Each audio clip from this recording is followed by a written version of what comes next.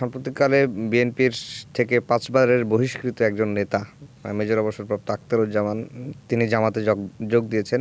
আমরা গণমাধ্যমে প্রায়ই দেখছি যে বিভিন্ন জায়গাতে জামাতের নেতাকর্মীরাও বিএনপিতে যোগ দিচ্ছেন। এটা কি আসলে স্বাভাবিক ঘটনা নাকি মানে এটি জামাতের যেমন আখতারুজ্জামানের যোগ দেওয়া কি এটি জামাতের কৌশল ছিল কিনা? জামাতের কৌশল যা এ পর্যন্ত নিয়েছে সবই ব্যর্থ কৌশল। সো এটা আলাদা করে আলোচনা করার মতো বিষয় না। যখন ইলেকশনের আগে বা রাজনৈতিক দৈরতের মধ্যে সবসময় এরকম হয় যে এক পার্টির লোকজন কিছু মানুষ অন্য পার্টিতে জয়েন করে, বা অনেক সময় দেখা যাচ্ছে যে বিএনপি একটা বড় দল, চাওয়া পাওয়ার সাথে অনেক কিছু চাহিদার সাথে মিল পড়ে না চিন্তা চেতনায়, বা তাদেরকে যা দেওয়া হয় তার মধ্যে পোস্ট পদবীর ক্ষেত্রে বিশেষ করে। তো তারা মনে করে যে না, আমি এখন আর বিএনপিটা করবো না, আমি অন্য কোনো দল করব। তারা সেখানে মুভ করে।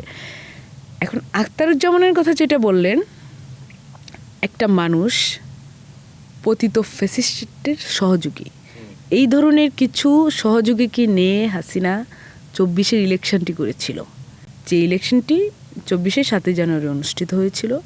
এবং এই গত জুলাই আন্দোলনে জুলাই আন্দোলন যারা করেছে শিক্ষার্থীদেরকে সে সরাসরি রাজাকারের বাচ্চা বা রাজাকার বলে, হাসিনা যা বলেছিল হাসিনার কথাই সে বলেছে।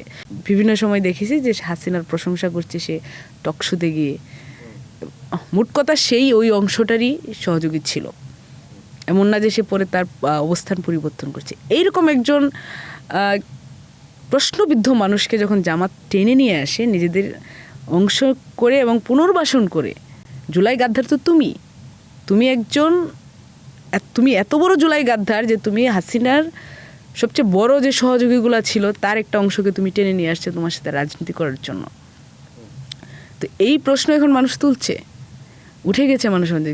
এখন সবচেয়ে বড় আওয়ামীদের সহযোগী জামাত, তারা বিভিন্নভাবে আওয়ামী লীগকে পুনর্বাসন করছে। তাদের যে ছাত্র সংগঠন ছাত্র শিবির, বলা যায় যে এখন আমি খুঁজতে গেলে দেখবো যে ৯০% কর্মী ছিল ছাত্রলীগের অংশ। তো এখন আমাদের ক্ষেত্রে এরকম হয় যে হ্যাঁ, ফার্স্ট ইয়ার সেকেন্ড ইয়ারে অনেকে গণরুমে থাকে, অনেকভাবে থাকে। তো এরপরে তারা সেই জায়গাটা ত্যাগ করে আসছে ছাত্রদল করতে, এরকম অনেক কর্মী আমাদের আছে।